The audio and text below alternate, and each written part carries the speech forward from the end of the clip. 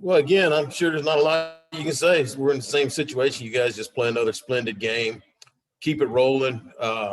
I guess my one question is, what's been the biggest difference of hitting all these home runs this year? I mean, it's just amazing what you guys are doing. Their level of confidence, more than anything. When they know exactly what they're hunting as hitters, and when they swing, they swing with intent and swing to do damage. So I think that they have a ton of confidence in themselves and a ton of confidence in each other, and then they just continue to feed each other. But I definitely love our approach, and I think it all stems from their confidence level. It seems like their pitch selection is really good this year too. I mean, they don't swing at a lot of bad pitches from what I've seen. They don't. I mean, they make pitchers work. We know exactly what the pitchers are going to throw us. But you look today, and Lenny hit a ball that was not a good pitch. It was down.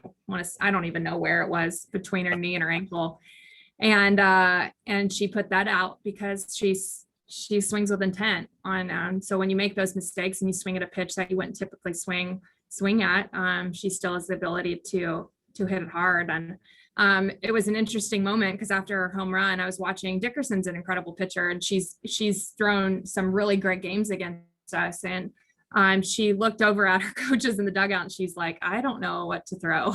It's like they just kind of said, yeah, keep working, do the best you can.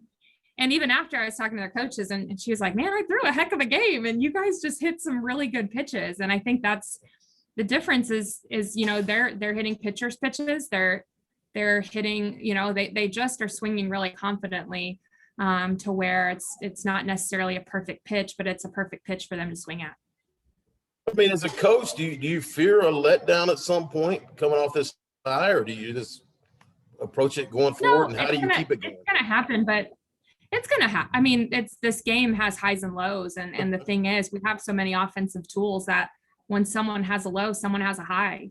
Yeah. And we're going to have we're going to have games where someone shuts us down. I mean, like the Liberty pitcher a couple weeks ago, and the thing is that this team is mature enough to know it's going to come back.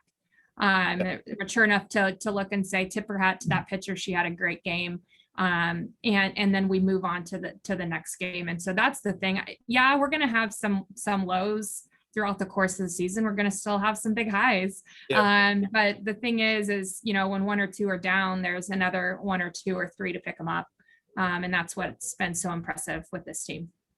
Alabama coming to town this weekend. I mean, that's maybe your toughest task of the year so far. What's your approach heading into that series? Well, I can now think about Alabama. The game like today, my entire focus is Missouri State. I don't know if anyone else's is, but it's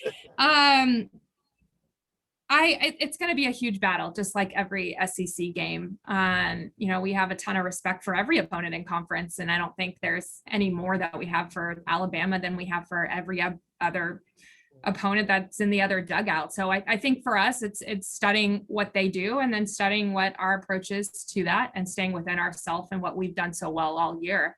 But I think it's going to be a great battle. I think it's going to be a great weekend of softball. And so I'm looking forward to it. All right. Well, that's all I got, Coach. Congratulations again. Keep it going. Yeah, thank you. Thanks for waiting. I apologize.